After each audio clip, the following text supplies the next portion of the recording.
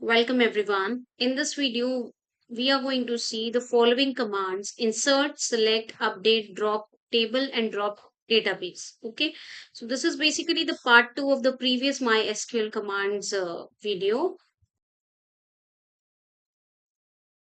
So now let us see how we can insert content into our table. Okay, so I have already created a table student which has the attributes roll number of a type int, name of varchar 10, class of int type. Okay so total हमारे पास तीन attributes हैं, roll number, name and class. अब हमें इस student table के अंदर data enter insert कैसे करना है, तो उसके लिए कमांड है इंसर्ट इनटू. ठीक है, इंसर्ट इनटू लिखेंगे, देन आफ्टर हम लिखेंगे अपने टेबल का नाम, उसके बाद लिखेंगे वैल्यूज ब्रैकेट स्टार्ट. अब अपने एट्रीब्यूट की कॉरस्पॉन्डिंग वैल्यू हम यहाँ पे एंटर करेंगे. ठीक है, लाइक पहला हमारा एट्रीब्यूट है रोल नंबर, तो I am entering 1. The name, put the name in the double quotes, so let it be class, let's say 8. Okay, bracket close and semicolon. Query okay. Now once you have inserted, you want to have a look at the table also. तो table को कैसे देखेंगे कि हमारी value उसमें गई है या नहीं गई है. For that the command is select asterisk from table name, then put a semicolon, enter. That's how we go. You can have a look at this particular table. Roll number, name, and class. These are our attributes. 1, rows, and 8. This is the row. This is the value which we entered into our table. Okay.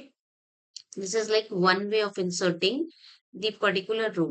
But अगर आप चाहते हैं एक से ज्यादा row insert कर पाए, तो insert into student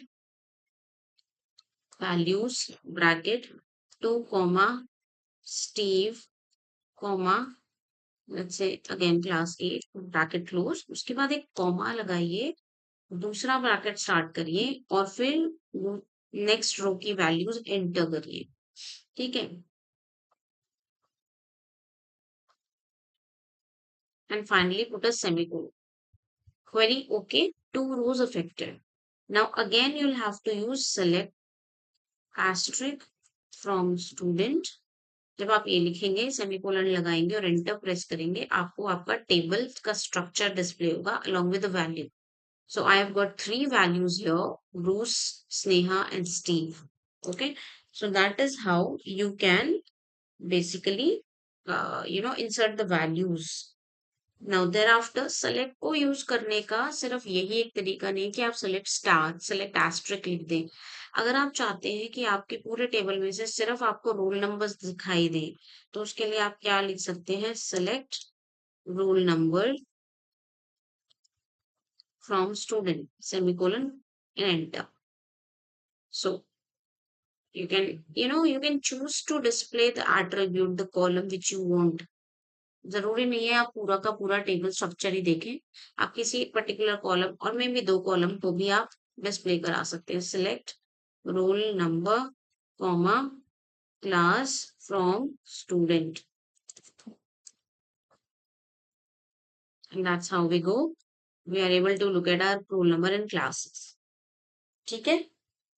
नाउ अगर आप चाहते हैं कोई एक पर्टिकुलर कंडीशन के हिसाब से कंटेंट को व्यू करना, वो भी पॉसिबल है. उसके लिए मान लीजिए आप देखना चाहते हैं जिसका रोल नंबर 3 है, उसका पूरा रिकॉर्ड डिस्प्ले कराना चाहते हैं, तो कैसे करेंगे, select asterisk from student where. ठीक है, क्लॉज क्या है, where roll number equals to 3 semicolon, enter. Look at the command again. Select asterisk from student where roll number equals to 3. ठीक है, सो अब सिर्फ और सिर्फ हमें रोल नंबर 3 का रिकॉर्ड डिस्प्ले करना है. So this way you can add the modification, the condition into select command also. I hope it is clear. इसके बाद मान लीजिए आपको कोई पर्टिकुलर जो है रिकॉर्ड डिलीट करना है तो आप कैसे कर सकते हैं? Delete from student where roll number equals to 3। मान लीजिए आप रोल नंबर 3 को डिलीट करना चाहते हैं। कैसे डिलीट किया हमने? Delete from student. अब यहाँ पे स्टार नहीं है, एस्ट्रिक नहीं आएगा, ध्यान रखिएगा। Select delete from student where roll number equals to 3 semicolon, that's it. अब अगर आप डिस्प्ले कराएं, select asterisk from student, so हमारा थर्ड रिकॉर्ड ऑलरेडी डिलीट कर दिया है हमने, तो अब वो डिस्प्ले भी नहीं होगा। ठीक है, so I hope it is clear to you. Now what next we are left with deleting the table। okay, मैंने insert into आपको समझा दिया। deleting the table हम लोग लास्ट में करेंगे। thereafter select I have already told you, normal select, selecting specific attributes I have also told you, selecting with the help of where clause also I have discussed with you। now how do you update?